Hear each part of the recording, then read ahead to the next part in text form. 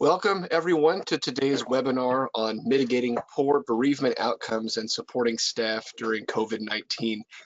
This is another webinar that is co-sponsored by the Chaplaincy Innovation Lab and our very good friends at Transforming Chaplaincy. So we're always happy to be together for all of these topics. I'm just going to introduce a couple of very technical things and then I will get out of the way and hand it over to George Fichette, who will talk about our interviewer and our presenter. I'll just remind everyone that since you registered for this, you will automatically get a link to the recording in the next couple of days. So if you need to leave or you miss a point that you're interested in, don't worry, you can always go back and watch it later. If you have any sort of technical difficulties during the webinar, feel free to send me a message in the chat. I can't guarantee that I can actually fix it because there is so much that depends on what's happening at your end. But if you have difficulties, please do let me know and I will see what I can do to get it figured out. So welcome once again. Thank you for joining us. I'll get out of the way now and hand it over to George. Michael, thanks a lot. Always good to work with you on the webinars that we co-sponsor with the Innovation Lab. Friends, I'm really excited about today's webinar. Let me introduce the kind of key people here. First, let me introduce you to Reverend Shelley Varner Perez. Shelley is a chaplain researcher and senior program manager for spiritual care research at IU Health in Indianapolis. Shelley's also on the faculty of the Daniel F. Evans Center for Spirituality and Religious Values in Healthcare at IU Health. Shelley is a former Transforming Chaplaincy Research Fellow. Oh, we love the research fellows. And she's a co-leader of the Transforming Chaplaincy APC Webinar Journal Club, whose next session, by the way, will be September 15th. And if you need more information about the Webinar Journal Club, go to the APC website. We're especially delighted to have joining us Dr. Lucy Selman.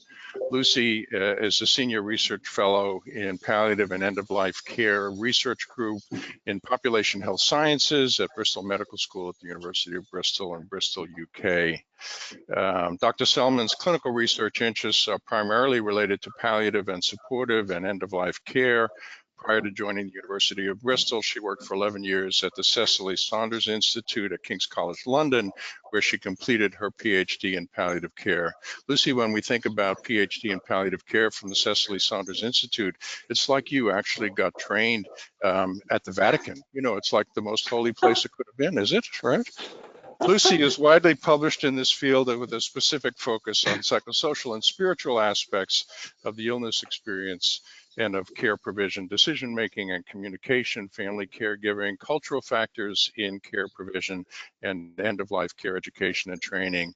I first became aware of Lucy's work about 10 years ago when I saw her report on an 8-item measure of spiritual well-being for use in palliative research in Africa. And it was just really wonderful work and very exciting to read. And I followed and appreciated Lucy's research on measures of spirituality in palliative care. And Lucy,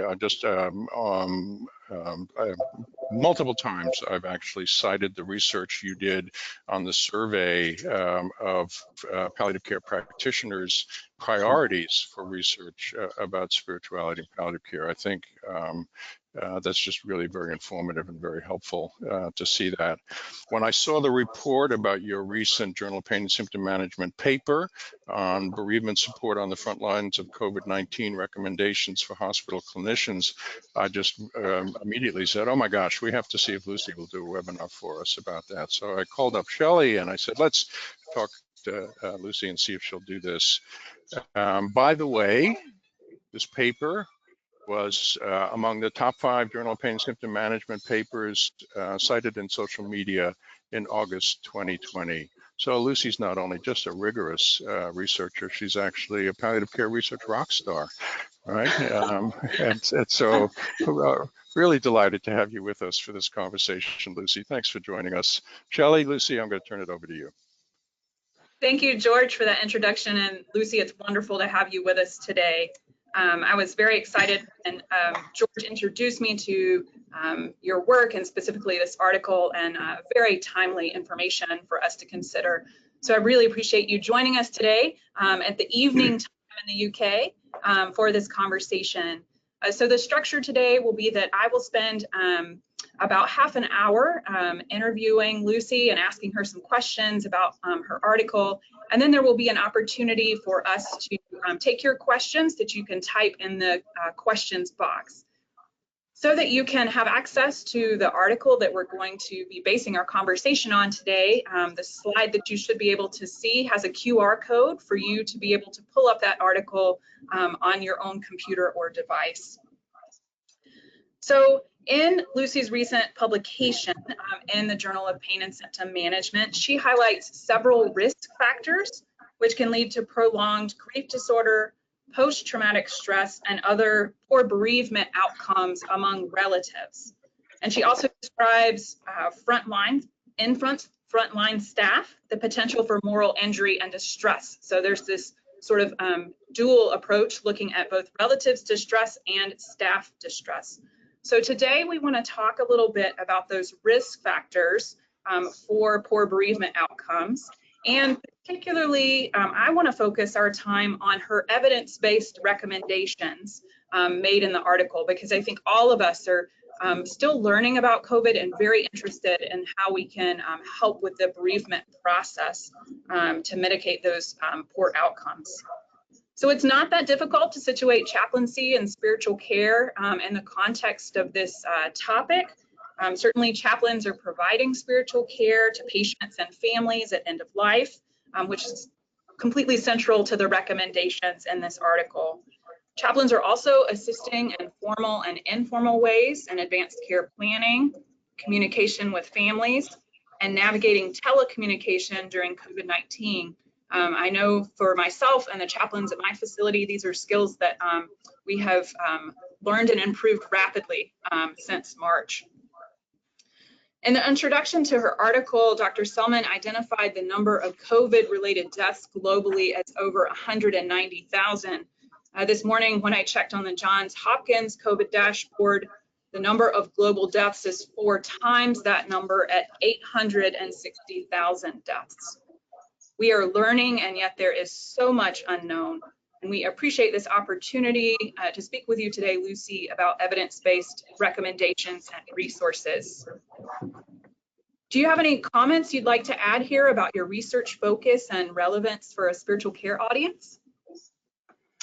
Well, first of all, just thank you so much for inviting me. I really appreciate the opportunity to speak with you all today. And thank you, George, for the very warm, probably slightly too glowing introduction. I'm very flattered. So I guess, I see bereavement and bereavement support very much as part of my interest in psychosocial and spiritual and cultural aspects of end of life and palliative care. And I think, unfortunately, bereavement care is sometimes seen as a bit of an add-on within the context of end of life care. And I think that's sometimes also, unfortunately, true of spiritual care. So I guess I see myself as sort of wanting to fight the corner for those aspects of healthcare which are so important, but which are often not given the attention they deserve. Would it be helpful to tell you a bit about how this paper came about? That would be fantastic. Yeah, so in March here in the UK, we entered lockdown around the middle of March. And it became clear quite quickly, I think, that we were facing a situation where our hospitals could potentially be overwhelmed, and bereavement care was high on the agenda for a lot of clinicians working in inpatient settings. So I received a number of emails from clinicians in my local area who knew I had an interest in bereavement, saying, what can we do?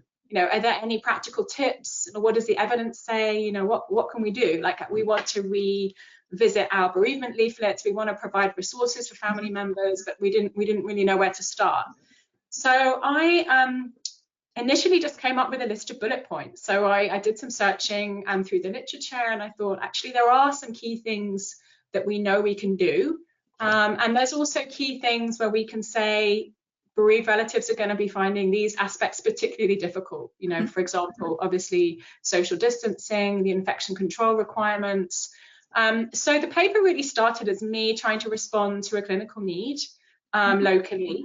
And I wrote a piece for The Conversation, which is an online kind of news blog site.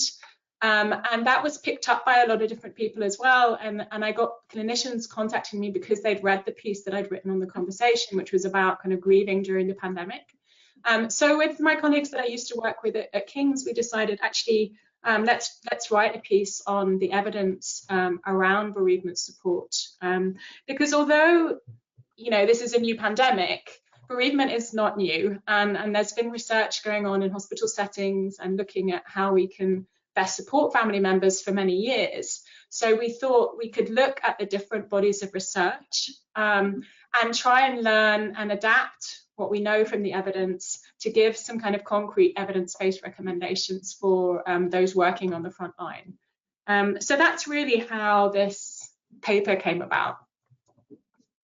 That's very helpful. And certainly we've all been reaching for practical tips during COVID and especially in supporting relatives with bereavement during this time. So these recommendations are very helpful.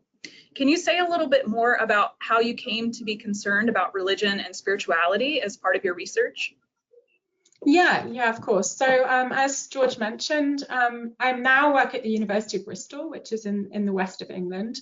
I've been here for about 4 years, but before moving here, I lived in London and I worked at the Cicely Saunders Institute, which is part of King's College London. And while I was there, you know, I started there as a very junior researcher in 2005. And I was working with Professor Harding, he was Dr. Harding then, and he had an interest in global health and global palliative care. And I was working with him on a project in Africa, working with hospice services in Uganda and South Africa. And in the course of doing that work, the importance of spirituality within the experience of patients, within the experience of patients' lives, and how embedded they were in the community became really clear. So the kind of religious resources that they drew on in managing their illness and in finding the strength to kind of deal with their illness was very clear to me. And I thought, okay, this is an area I would like to look at more. And so I decided to do my PhD on spiritual well-being in South Africa and Uganda.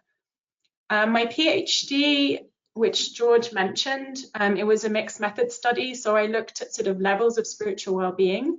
And then I analyzed some qualitative kind of in-depth data as well, which was to understand in more detail sort of how spiritual well-being kind of played out in patients' lives.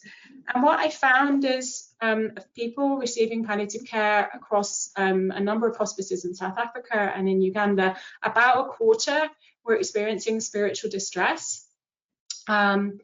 Which is obviously like a very significant proportion if you think about it. So this is people who are saying, you know, that they haven't found peace, that they have, you know, existential worries, that they may have religious concerns which are not met. And then in addition to that, I thought it was really interesting. So I used a quality of life measure, and I discovered that actually spiritual well-being was something valued by patients more highly than physical activity or their own personal comfort. So they rated their spiritual well-being as of kind of central importance to their quality of life. And I thought that was really interesting. And the qualitative data then allowed me to explore in more detail kind of how people described and talked about their spiritual well-being and just the kind of nuances within the idea of spiritual well-being, you know, that it encompasses so many different things for different people. And in the African context that I examined, it was very much a relational concept. So related to their family relationships, their place in the community, their role in being able to contribute to their family, contribute to their community. So that was my PhD really, in a nutshell. And another aspect actually that I should also mention is that I was very interested in how religion could be supportive, and certainly I found that it did enable people to have that kind of inner strength, but it also flagged the kind of more negative aspects as well of the church, and for example of some faith leaders saying you don't need to take your antiretroviral medication, we will pray for you. You know, those kind of complications that the healthcare staff also had to deal with kind of on a regular basis. And also sort of, you know, the more sort of forceful aspects of the church where, you know, pastors may come to the hospice and try to convert people to their religion, or ask, you know, try and persuade them to change their beliefs in quite a forceful way. So it wasn't all roses, you know, it was definitely trying to understand the pros and the cons, and the complexity of the role that religion and spiritual belief can play within the illness experience. So that's kind of how I got interested in spiritual care. And as I mentioned to George before we started as well, you know, I was really honoured that we had Reverend Dr. Peter Speck at the Cicely Saunders Institute, who's one of the main kind of forefathers of spiritual care research in the UK, and he sort of took me under his wing and gave me a lot of mentorship and support through my PhD as well. And since then, my research interests have shifted somewhat, partly due to issues like funding. You know, it's not always, you know, as a lot of you will be aware, it's not always that easy to get funding for spiritual care research. But I've always kept my interest. I've done work on related areas, so communication, advanced care planning, particularly interested in treatment decision making in the context of renal disease at the moment, and how the way that staff members talk about different treatment options kind of influences that treatment decision making. So yeah, so it's one of my many interests, but it's something that I do feel passionately about. Sounds like there's a breadth of work that we could learn from and would be very interested in reading. And also hearing you speak about the role of spirituality and quality of life and how patients rated that makes me think that we should have you tweet that out for us, so that that's understood more broadly in healthcare. Sometimes chaplains don't feel that spiritual care is valued as much as we'd like to see. And so certainly research that brings spiritual care to the fore is really important and meaningful. And so we thank you for those contributions. Yeah, it'd be my pleasure. I'll do that afterwards. So you've mentioned, I want to shift slightly into the nuts and bolts of the article for today. You've mentioned risk factors for poor bereavement outcomes for relatives, which include, let's see, dying in an intensive care unit, severe breathlessness, patient isolation or restricted access, significant patient and family emotional distress, and disruption to relatives' social support networks during COVID-19. Will you say a bit more about how these risk factors play out, and whether the risk factors are similar for relatives and frontline staff, whether that the impact on the patient sort of impacts relatives and frontline staff similarly? So the risk factors for poor bereavement outcomes that I highlight in the article are in relation to family members, or friends and family members. So the people that bereavement researchers have researched in terms of trying to understand the impact of certain conditions around end of life care and death, you know, subsequently, you know, after the death. A lot of the time, research, you know, it's quite a kind of broad topic, poor bereavement outcomes. So within that, there's a lot of different things indicated. So I thought it was important to kind of try and group them together. So the studies that I reference in the article relate to things like complicated grief, now also called prolonged grief disorder, post-traumatic stress disorder or symptoms related to post-traumatic stress, anxiety, depression, those kind of poor mental health outcomes.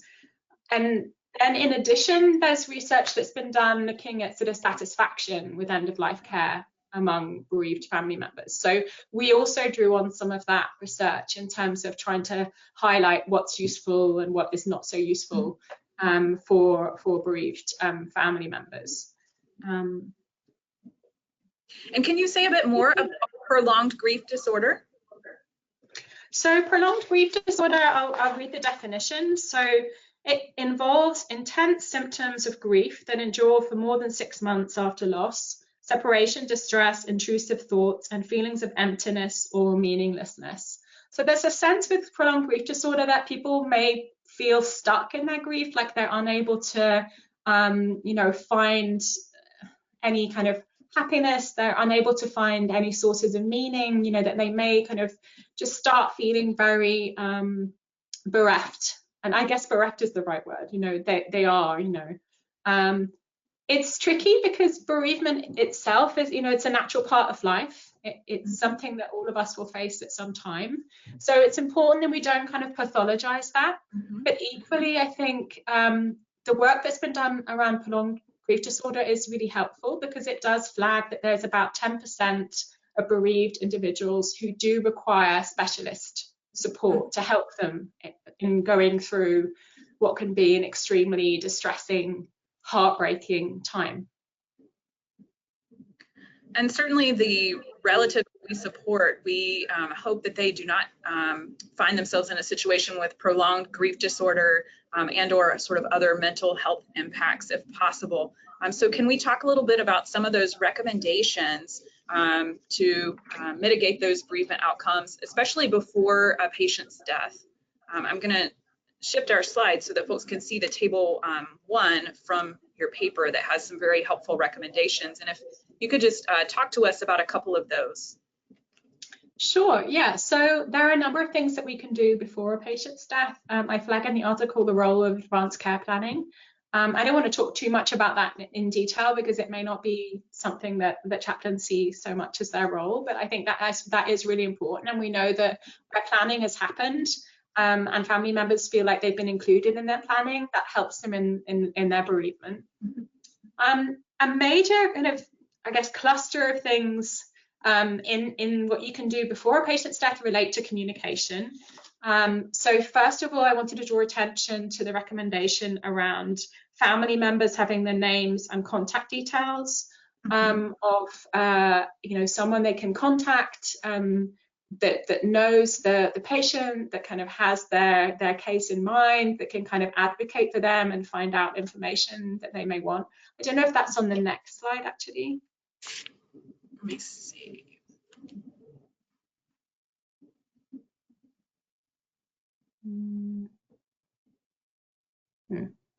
Or maybe it was on the previous one. I have it here as well, but oh, sorry, it was on the last slide. So where possible, assign a specific contact person for each patient to help ensure continuity of care. Now, continuity of care is something which always comes up in research with bereaved relatives, that it can be so difficult when you're, especially in the COVID-19 context, if people aren't able to be there and they're kind of phoning and they're unable to get through to somebody who knows their loved one and knows kind of what they need to know, then that can be really, you can imagine how difficult that can be. So if it can be 1 or 2 specific assigned contact people, that can be really helpful. And their role, that person, is also to kind of signpost to information and help liaise with other members of the care team kind of for them. So to play that kind of advocate role. So I think that's something where chaplains could be really, you know, really helpful, play an amazing role in kind of facilitating that relationship. And in the article, I think you specified that maybe outreach from the team twice a day could be particularly helpful. Can you say something about that particular recommendation for that frequency? Sure. So that actually came out of some early research, also published in the Journal of Pain and Symptom Management, from a Swiss team. It was, her name is Tanja Fusi-Schmidhauser, I think. And they published a really interesting article basically on their clinical experience, you know, because they've been there. This paper was written quite early on, but obviously they've had the kind of the peak of the pandemic. They've gone through this really intense time clinically already, and so they published that quite early, which was very helpful. So it's based on their clinical experience, and they said, you know, twice a day could be really helpful. So that's something that we drew on in making that recommendation. That's helpful. Thank you. And also, one of the recommendations here is around improved communication with PPE. Can you say a little bit more about that? I think it's really been difficult for chaplains to and other team members to find ways to connect with so much PPE on. Certainly, we're used to having it in situations where a patient is in isolation, but the amount of PPE might be especially large at this juncture. Yeah, I think PPE has been a huge challenge here as well, in the UK and in Europe. I mean, I guess we all know that a hospital admission is alien and confusing and frightening for so many people. And the addition of PPE is just kind of, you know, it's just going to make it worse for so many people. You can imagine how frightened patients might be, being unable to communicate or unable to see the people around them. So I think PPE is a really important one, and it's an area where there have been quite a few sets of recommendations and helpful papers that have come out since this paper. And there are some really great resources on the Centre to Advance Palliative Care in the US has a kind of COVID-19 response resources section, and they have some great resources there. But just to kind of flag a few bullet points around communicating via PPE. So you can nowadays, in the UK anyway, and it's probably the same in the US, you can actually get transparent masks, which obviously if you do have to wear a mask, that can make it easier because people can see and read your lips, which is particularly important if people are hearing impaired. And also it just enables the clinicians to kind of express their emotions a bit more clearly rather than just trying to use their eyes to express emotion, which is quite difficult.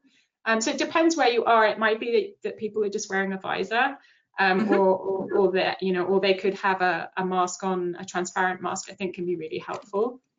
Another thing which people have done here is printing out photos of themselves and sticking it on their visor or on their you know, uniform or their clothes, so that there's a photo of them with their name and the patient or family member kind of knows who they are.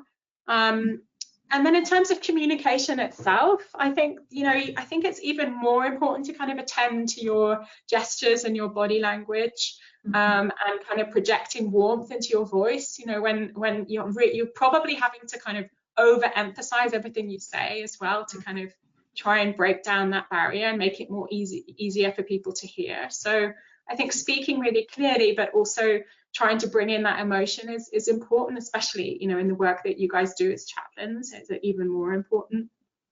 At the beginning of an encounter, it might be helpful to do a kind of audio check, you know, make sure that they can actually hear you. And also, I think, to acknowledge that the PPE is there, you know, like just to say something like, I know I might appear a bit intimidating, dressed in all this, but, you know, I really do want to understand what's been going on with you, and just kind of acknowledge that it's there and it's not normal. But it's something that you can, you know, just express still that you're keen on kind of trying to build that connection. You're going to need to leave extra time. I'm sure you guys have all been finding this anyway, but I think it's even more important to spend time on the small talk before you move on to the big talk, and just to kind of try and establish that rapport early on. And because it's really difficult for somebody to see your emotions when you are in PPE, it's more difficult. You know, you're using your eyes and things, but it's more difficult. I think naming your emotions might also be helpful, just to say, you know, I can imagine this is a scary time for you, or, you know, I'm feeling X yourself, and just to kind of bring yourself into the room will probably be really helpful to try and humanize the encounter somewhat, I think. And I think, I mean, this might sound a little bit strange, but I think practicing is probably really important. To just, you know, if you feel like, oh, I'm in all this PPE gear and, you know, how do I kind of negotiate this? And, you know, if it makes you feel awkward, then just maybe just sit down with a colleague and just kind of give it a try and try a few different techniques for communicating and see what seems to work well.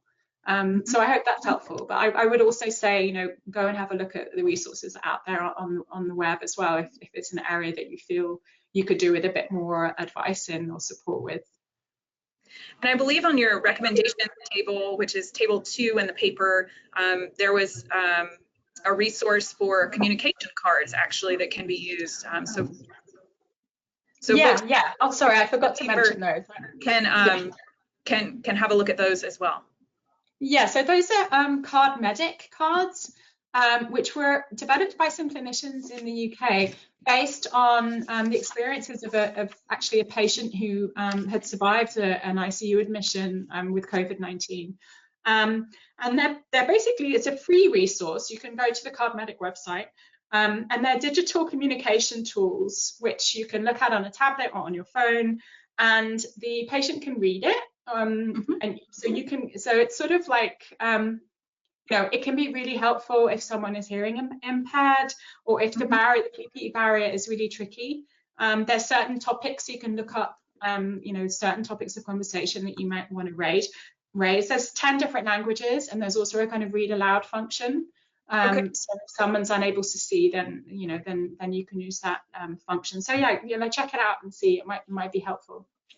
And I've added those to the chat box so that folks can check those out.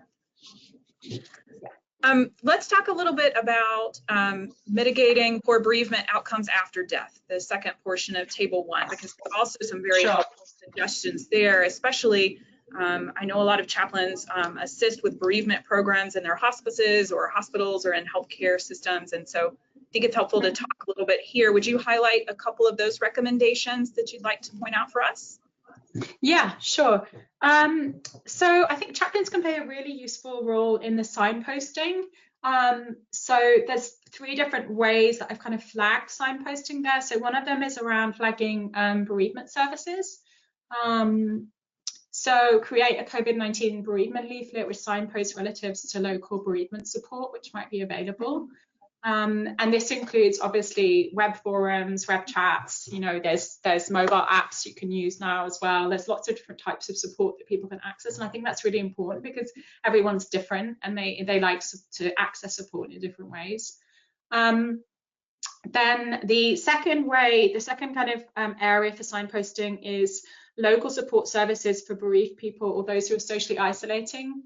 I don't know what it's like in the US, but in the UK, there's a lot of community groups that have kind of sprung up to care for people in the neighborhood who might be shielding at home and require kind of social support. So if you can see that someone in the family has health conditions or has other problems where they're not getting out and about and you kind of worry for them, then I think just to have access to those kind of local support services could be really helpful.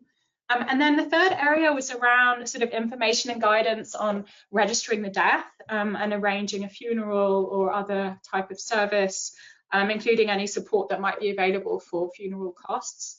I think that's, yeah, that kind of practical information is kind of really important. I would say that I think it's really important that all of those resources, leaflets and things are kept up to date.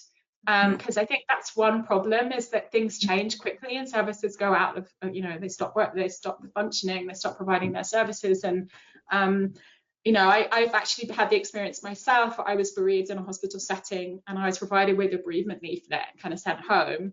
And then 2 weeks later, I tried to call the number on the bereavement leaflet and the phone line was dead. And that's not what you want. Like, no. You know, that just makes you feel even more like, oh, there's nothing for me, you know. So yeah, so I hope those that's some helpful some helpful advice on what could help. And there's actually a question that came in through the chat that's relevant to that piece about bereavement sort of resources. Ian says that they've been doing a pilot program of specific bereavement calls to families bereaved because of COVID, and they're wondering if you have a recommended time period post-mortem to make those calls, days or weeks later, or a particular suggestion about the timing. I think that's really tricky, and it's something that we looked into around the condolence letter. So, you know, we had a recommendation to send a personalized condolence letter because there has been some research in that area, but it's really not clear from the evidence of when you should send a condolence letter, like when's the best time. And maybe the answer is more that there isn't necessarily a best time and that it will depend on the individual. So for some families, within a few days would probably be really helpful. Whereas maybe for other people, they might feel like, well, I really actually needed that after the funeral. So I think it's really important to do it, but I don't have a clear answer on kind of when is the best time. And it would be really interesting for Ian to share, you know, once they've been doing that for a while, to share what they think, you know, the best timing might be. Yeah, it sounds like there's an opportunity for additional studies or data to sort of inform that process. I also ask about the personalized condolence letter. Can you say more about what that means? Does it mean that like if the letter's typed and it just like has the person's name at the top and you actually refer to a person by name, or are you talking about like a handwritten condolence letter? Do you have that much detail from your research? So that particular recommendation came out of a very specific piece of research, which I have not made a note of. But it's referenced in the article, so you can look up the specific study which looked at the condolence letters. And what they found is the personalized condolence letter, which is personalizing in terms of their name, but potentially also the person who died and kind of mentioning their name as well. They found that it can help to kind of humanize the medical institution. It can make people feel like, okay, you know, when my loved one died and I left the hospital staff actually still are engaged and they still do care. But what they also found that a condolence letter without any further information about where to get support can actually cause more problem, like can do more harm than good. So if you send a condolence letter, it's also a great opportunity to enclose like a list of local support services or places they can go, people they can talk to. And again, so I would encourage people to look up that reference. So reference 32 in the paper on the condolence letter, if you're interested in that. Thank you for pointing us to that reference. I appreciate it. Yeah, so it's a study by Kentish Barnes. Again, I'm happy to tweet that reference afterwards if that's helpful. It was a study looking at condolence letters after loss of a loved one in an ICU. Helpful, thank you. I'll try and get that in the chat box towards the end of our time. I also wanted to talk a little bit about the impact on frontline staff, because we've talked some about evidence-based recommendations for supporting bereavement and relatives. And your paper also references the potential for moral injury and distress among staff. And there's a really powerful statement. You write, self-care strategies and individual resilience tools such as mindfulness and reflective practice are insufficient. Resilience should not become another responsibility of staff working in traumatic conditions, but requires an organizational and systemic response. I'm hoping you might elaborate on that a little bit for us. Yeah, I feel quite strongly about this because I think, you know, there has been a real emphasis on self-care and, you know, it being staff members' responsibility to kind of boost their own resilience and do yoga and adopt mindfulness. And I know those types of interventions and activities can help. You know, I'm very much, you know, interested in yoga and meditation myself. But we have to remember that staff support is actually an organizational and a cultural thing, and it's not the responsibility of the individual, you know, extremely busy doctor, for example, to somehow squeeze into their lives some additional, you know, self-care time. You know, what's required of them at work and how their working life is structured is actually an organizational responsibility.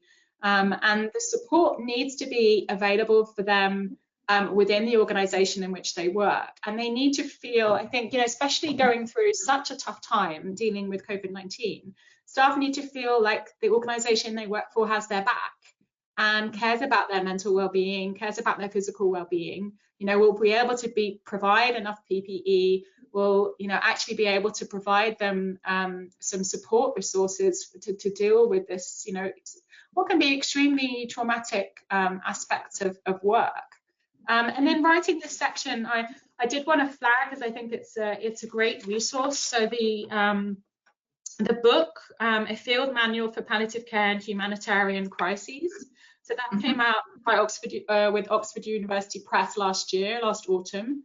And I imagine that they didn't realize, you know, that actually we were entering what is very much, you know, perhaps not what we may traditionally think of as a humanitarian crisis, but actually a lot of what they say in that book is relevant to, you know, the being in the midst of you know, such a severe pandemic as COVID-19.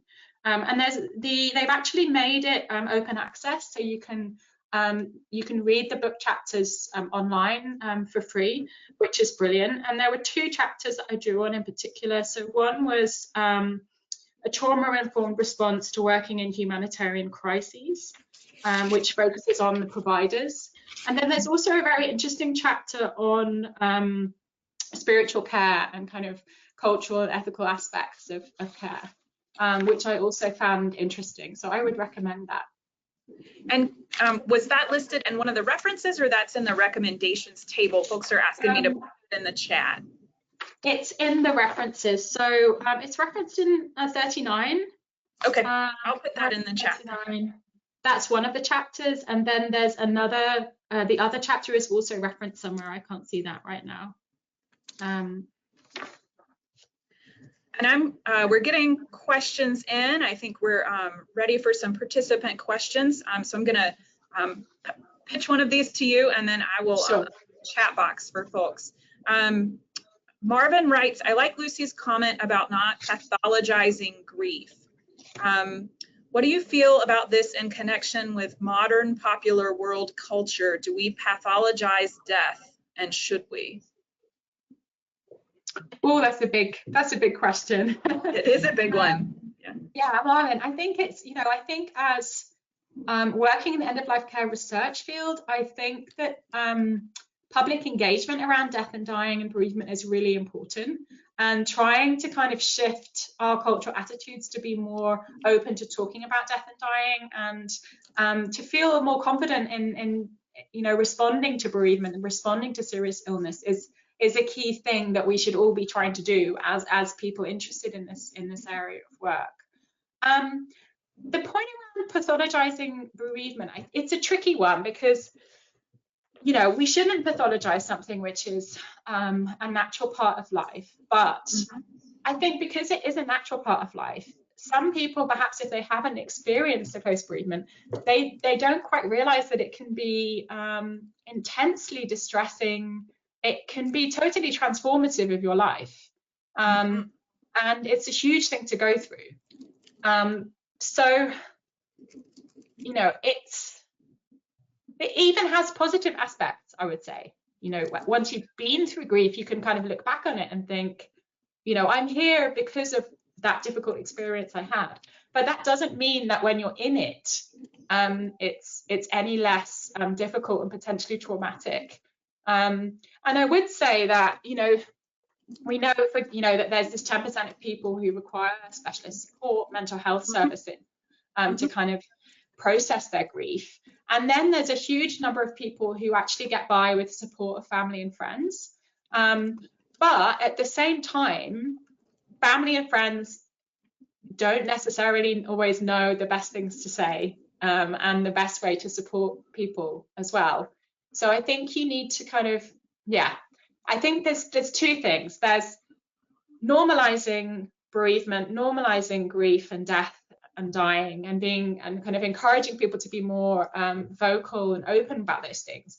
But at the same time, there's work that's needed to actually provide people with the skills and the knowledge and the awareness to be able to support their loved ones when they're going through serious illness or when they're going through bereavement.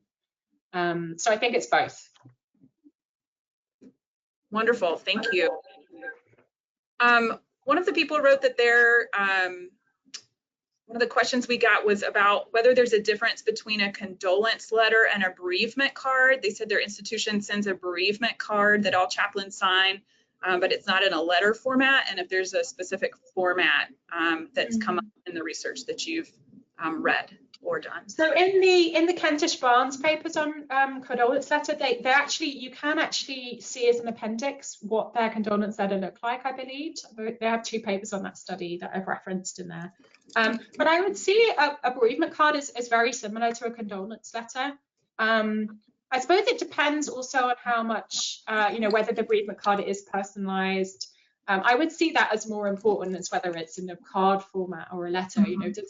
Does it make you feel like the hospital staff actually are talking about your loved one, and that they knew your loved one, and that they knew you, or they know your name, and they know, something about the person you've lost? I think that's probably more important. Yes, that makes sense. Can the next person ask, can you restate what you said about self-care and the organization's responsibility in providing opportunity for self-care? Just say a bit more about the organization's responsibility or the organization's role. Sure. Yeah. So I think with something like COVID-19, the first thing that we need to make sure is that healthcare leaders and organizations take responsibility and ensure staff are prepared for the emotional consequences of the work that they're about to do. You know, working in a pandemic is no easy thing. And, you know, moral distress where you're perhaps unable to do what you would like to do, or you end up needing to act in a way that contradicts your own kind of moral belief system, or that you feel something's questionable in how you've behaved, you know, that can have really serious consequences in terms of burnout, in terms of like how people feel about themselves and feel in their work. So it makes sense to try and kind of be upfront about some of the pressures and try and encourage your organization to have a culture of openness around the difficulties of working in this environment. We don't want staff members feeling like, oh, no one else is saying anything, everyone must be coping well, I'm the only one who's finding this difficult, you know. So I think that openness is really important. And then the other thing to think about is kind of providing staff members with resources and guidance and training so that they can, you know, so that there are resources there to help safeguard their mental and physical health. And I don't think that should be, as I mentioned, like a responsibility of the individual clinician to go kind of searching for that. I think it should be something that is made, you know, people are aware of and is kind of advertised and offered proactively. I think I was just going to say that this is one of the things that has come up in conversations with frontline staff, with chaplains who have been providing care at bedside throughout COVID is, you know, there are some folks who are chaplains who feel like they signed up for this. You know, they care for patients with other infectious diseases. You know, I'm in this, I signed up for this. I've seen other chaplains who say, I signed up to do spiritual care at a bedside. I didn't sign up to be a chaplain during a pandemic. And so I think that some of the distress, as you were mentioning, has come about whether sort of people expected this and then how they're sort of integrating the new aspects of their role or what feel like new demands of their role into the care, which can really have a big impact. And organizational support is very important to help work through that. Yeah, and also I think chaplains, they often play that role of supporting other team members. So that's another, you know, when the rest of your team is kind of really struggling and you're kind of the one who's being looked to be strong and kind of provide that that space and that you know, those resources for others when you're potentially feeling quite depleted yourself, you know, I can imagine that's really challenging. I think that, you know, the kinds of support that I think organizations need to think about are monitoring frontline staff, you know, being aware of who might be struggling, not in order to kind of castigate them, but in order to kind of support them and make them know that they're there and that they are going to be supported through it. Facilitating team cohesion, because we know that teams that kind of feel united are much more resilient. And then implementing certain strategies, for example, informal debriefing and kind of peer support, you know, that's really important. And as I spent a year at UCSF and I saw like the senior chaplains there, how they would support the medical students rotating through the palliative care team. And I think that kind of peer support and informal debriefing is really important. And I did flag in the article that we do know, though, that kind of single session psychological debriefing can actually do more harm than good. So, you know, just offering everyone like, oh, come and see a psychologist for an hour and that's it, you know, that's not going to be helpful. It needs to be something that's more kind of built into how the service is operating, I think. So sort of a one-off debriefing may not be the most helpful, but a larger structure or process for building team support through the organizational lens. Yeah, and also access to kind of more ongoing formal support for staff who are struggling, whether it's, you know, bereavement support or other kinds of counselling that can support staff in their role. I think that, you know, there's definitely an important role for that as well. Yeah, I know at my facility we have access to employee assistance program, EAP, and other resources, and those are helpful ones to remind staff about and utilize ourselves. I think we should be thinking about doing that when we need those resources. Yeah, especially in COVID-19, where there's not only everything that's going on in work, there's also everything that's happening at home, and the fact that it's affecting our families. You know, we may live with people who are clinically vulnerable. We might be very worried about, you know, transmitting the infection to other people around us. So, you know, it isn't just it's not just work, is it? It's like I think for a lot of people, our work and our professional life has kind of merged into the personal life. You know, here I am at home, like talking, you know, working from home all the time. And I think the kind of impact of that shouldn't be underestimated, and organizations need to take that into account. Yes, so the impact both at work, having a more stressful work environment, and then the stressors at home as well. Yes. I'm seeing a couple additional questions.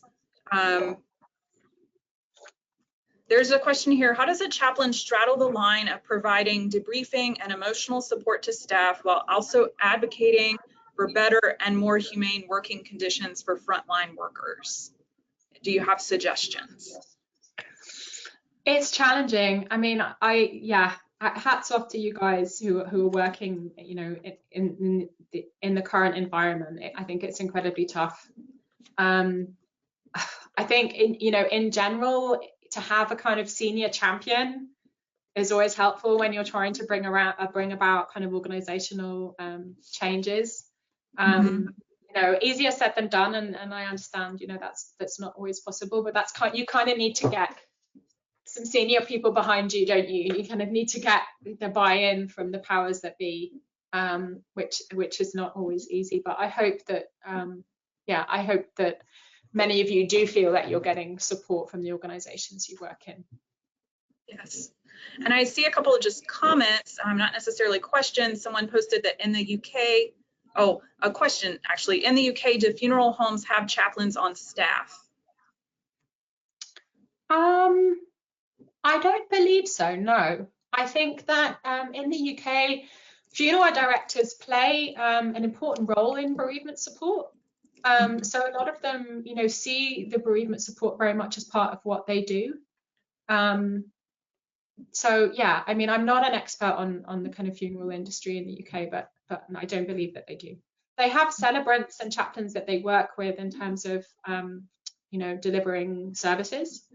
You know, but usually I don't think they have anyone kind of on staff. And one additional question from the article, you mentioned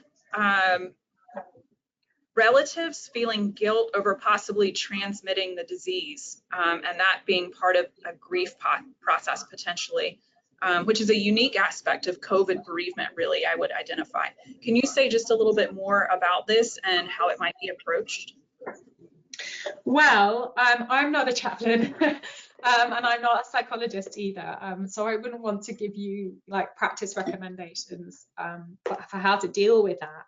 But the kind of, you know, I think you're right that there are certain things about COVID-19 that may bring up unique challenges and questions in the bereavement kind of process. And I think that, you know, often in bereavement we see guilt in some form, whether it's guilt of being the survivor, you know, in an accident, or guilt because a parent thinks if only I'd done X, maybe my child would have survived.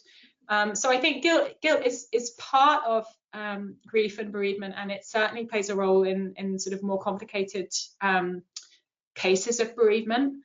So I think in COVID-19, yeah, I mean, you can imagine how you would feel if you did, you know, if you felt, for example, if your a daughter or a son, and you fear that you gave COVID-19 to your parents or your grandparents, and then they died, that could be, that could be very difficult, challenging thing to work your way through. So I think, there certainly are aspects around related to COVID-19 that make it particularly challenging. Especially, we kind of touched on this, but not being able to see people in their last days, or feeling like you haven't said goodbye. We know from other research that sense of not having said a proper goodbye before someone dies is associated with more difficulty kind of further down the line. And it also relates to funerals, because in a sense you have these different moments of saying goodbye. There's saying goodbye in the lead up to a death, in the days and weeks before a death, and then there's being present for the death itself, which is another form of saying goodbye. And then there's the funeral, which is your opportunity to celebrate and mourn and bring the community together to kind of collectively commemorate the loss of life.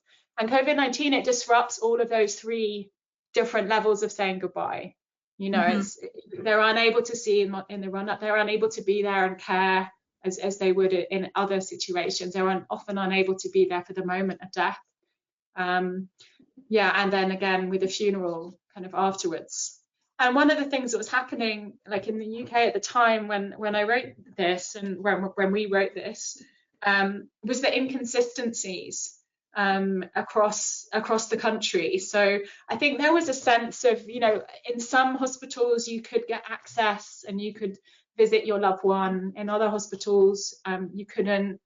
So there was a sense of kind of unfairness as well, which I think is maybe inevitable when it was such a new situation. But I hope that going forward there'll be more consistent guidelines for services and for funeral directors about what's permitted and how people should actually support people in this going through such a terrible time to be bereaved during the pandemic. Yes. Well, we really appreciate having you with us today. This has been such an important and robust conversation, and your paper and research will continue to be resources for us. Thank you for joining us, Lucy, and thank you for the research that you're doing. The slide that I have up now has additional publications by Dr. Selman, as well as a QR code to her page at the UK Bristol University, so you can learn more about her additional work. Do you have some wrapping up for us, Michael? Yes, I just want to remind everyone that you will get a recording for this video in the next couple of days. I've seen in the question box a couple of requests for the slides. That'll be included with that recording as well, so you'll have all of this to check out as well. And then I would encourage you, look through the rest of our webinar schedule at chaplaincyinnovation.org. We have a number of events coming up. I know that we're going to have another event together later in October. And many more after that. So thank you, Shelley, for interviewing today, Dr. Selman for being with us, and thank all of you for joining us for this webinar. We will see you next time. Bye-bye. Thank you so much.